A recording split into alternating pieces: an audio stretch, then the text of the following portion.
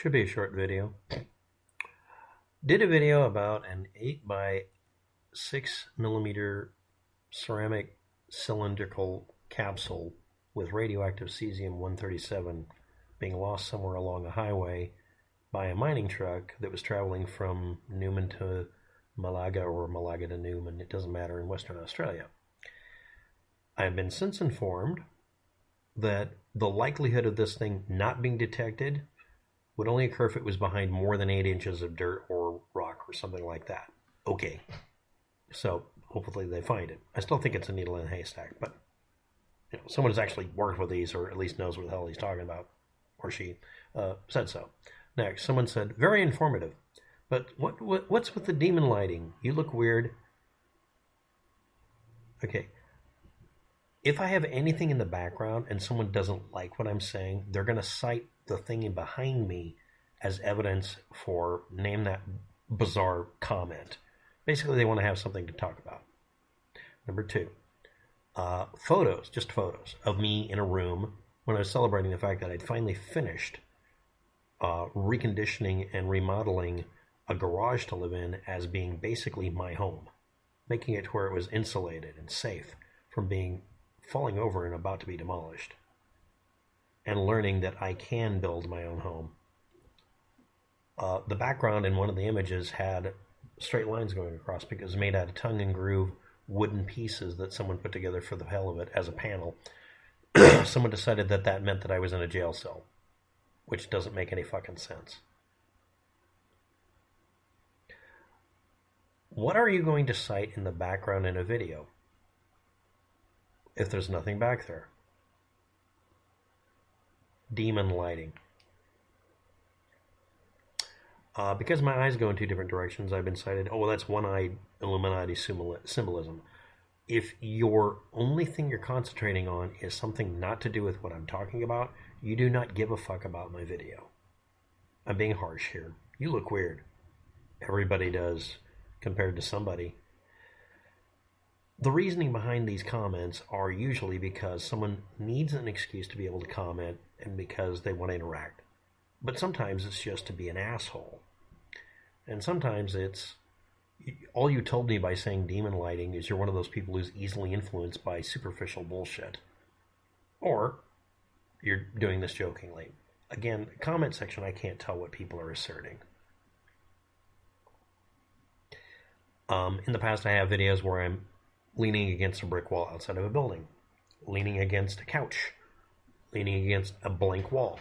A white wall got more annoying comments than darkness. The next thing is I can create this almost any time of day. It's consistent. And I've now decided that I will always do videos this way. Also, it has a side benefit that, yes, YouTube is implementing it. YouTube is now striking people by reading their lips and trying to determine if they said something that was muted to prevent being flagged so that they can use that as an excuse to flag them. Not that they said something bad, but that they were trying to avoid getting flagged by making sure they didn't say anything worth flagging them for. Also, I should point out, update, one YouTuber removed his entire channel, erased the whole thing, because it had videos that showed firearms and he was getting flagged. And he has another gaming channel where I had to inform him, you know that gamers are being flagged for having a channel where the video shows the video game gun being reloaded with a 30-round magazine. Do you know that? And the only response he gave me was a question mark, an exclamation point, and now his videos are disappearing. No, it's not the government censoring us. It's corporations, and it is censorship. If you're looking for excuses to flag people for shit that can't make sense at all. And he was told, because he drank the Kool-Aid, he actually signed up to be monetized and be honest with him about all the channels he has, and he even mentioned they had to give him his social security number so he could get his monetization. Now you know why I don't monetize? Which pissed someone off a long time ago, and they started attacking me so that others would learn their lesson. We all figured that out and refused to do any of these partner programs. They're threatening to shut down all of his channels if there's one video bad. because they auto-flagged his channel a bunch of times and won't let him appeal. Gee, that sounds like an echo from the past.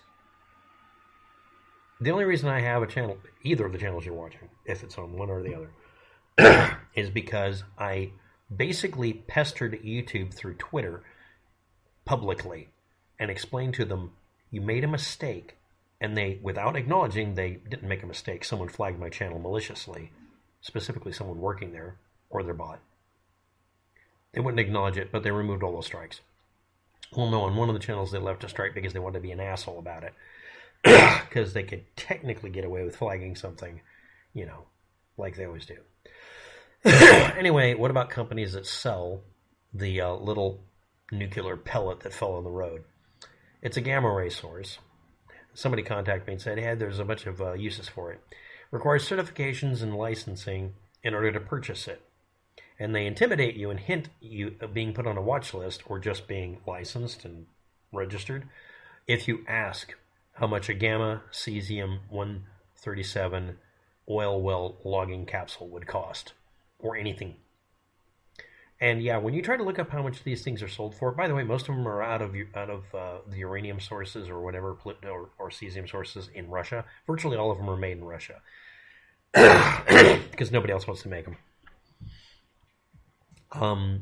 You're not going to find out how much they cost. It's an obscenely expensive item, but it's dangerous because it's not in its housing. Gamma ray source projector, otherwise known as a lead block, it's put in. It's more complicated than that. They actually show a video that's very useful. Can't download it. Can't link to it. You have to go to the website. It's listed below. Plays fine. And it shows you that it uses a little snake-shaped tube so that wherever it's pointing, no matter which way it's pointing, it's always going to be pointing at some of the lead liner. Rather intelligent. Probably degrades it over time. You push in a little pusher and grab on the back of the thing and move it back up and down and into the tubing you put into your oil pipe for analyzing the oil pipe. Metal density, how tough it is, how strong it is, whether it's up to standards. It's a gamma source. And it's an entirely mechanical system. And it's high reliability. But it weighs like 30 pounds because it's nothing but lead. It's about that big. And you have your cesium pellet in a little carrier with one end pointed. Or some of them, it's radiating in all directions. Depends on the type you're getting. And it has to be held inside one of these containers to make it safe. So somebody brings up, shipping photos and accessory pictures show multiple redundant safety container transportation structures. If an entire transportation container or crate for transport wasn't used, there's no way the capsule just fell out on the road, because it's usually in this big block of metal or some sort of canister that's like bigger than a bread box. I'm going to requote properly the original source. I think I said it in the video. I might have gotten it wrong. It fell through a bolt hole and fell on the road. I checked it again. They're implying that it used an ordinary nut and bolt, like a wing nut or something, to push in a metal pin to hold it in place, which is in the video. Which means someone might have opened that safety thing and accidentally pulled it out and it fell out. Depending on which way it's oriented, it's got a notch in it to where it locks in. But if it's upside down, it'll fall out. Or it could have wiggled loose and fell out, and then it come loose, and then it fell through a hole in the floor of the truck.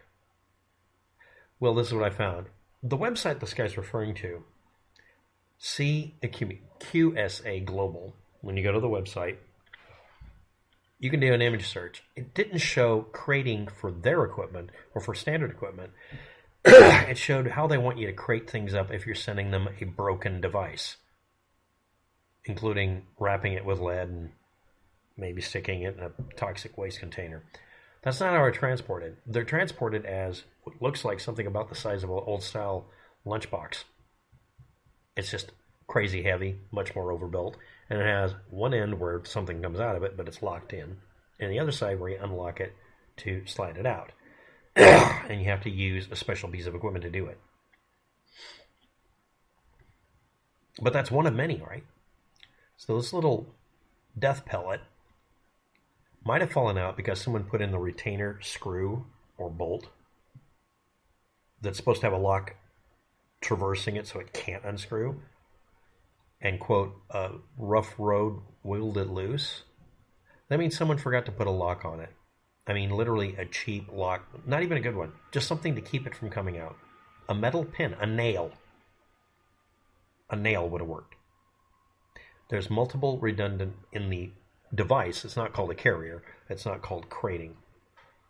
But there's multiple devices in it to keep it from being able to fall out. I looked up a rating for this, although I didn't quote it and I don't have the link anymore. But you're supposed to be able to drop this onto hard cement or on stone from an airplane because it's supposed to be safe enough that if you dropped it from an airplane, as long as it's latched shut, it won't open. In fact, if it hits hard enough, you can't because it will shatter part of it and it will automatically lock the two hose connection ends offset to where it can't come out because the dangerous item has to be contained. In and of itself, it's its own nuclear burial safe container. You can literally bury it like that. It's considered completely safe. And because of the type it is, it's a ceramic, it won't leach into the water. Basically, the idea is that if you lose the damn thing in a mine, it's considered safely disposed of. Most of them are designed with that little wiggle waggle with a little room on the end to where if there's any disruption, they automatically snap and you can't open it. You have to send it back to the factory, and basically they cut it open with diamond saws. That's what they listed on one of the pages. Again, I don't have a link for it. Where they cut off the outer shroud and put it in with the manipulators like from the 1970s sci-fi movies and take the fucking thing apart with a jackhammer. And then when they get the ceramic piece out in one piece, they have to probe the tubing to find it. They just drag it out and put it into a safe container with the business end pointed down into a lead box. Or they vacuum suck it out or whatever. And again, if it's lost in a mine, which is possible, or if it's lost in an oil field, it's considered safely buried. They just put up a notice that it's been lost on the property. It's made out of stuff that's easy to detect with a metal detector. The other reason is, and if this is the real reason, if it's lost at sea or lost by an airplane and you can't locate it, it's not dangerous and it won't hurt the environment. It can't get into the environment. That's why they prefer these ceramic and encapsulated versions of it. Basically, the radioactive material they tell us they would make into glass balls, this is the same method. That's the ceramic. It's vitrified like lava. Anyway, I tried to look up operating manuals and maintenance manuals and storage containers, and I gave up after a while. And on this website, which he specifically said he found some of them, I think what he found is them taking in other companies' crap that broke, and even their own broken crap, and having it shipped. And people did different types of shipping, but it doesn't require shipping. It just requires that you not remove a lock, not unscrew what looks like a bolt, but actually it's a safety plug, and not somehow drag it out. And everyone's like, this is fishy. No, it's not fishy. It's stupid. Somebody did something stupid. Somebody pulled a stupid.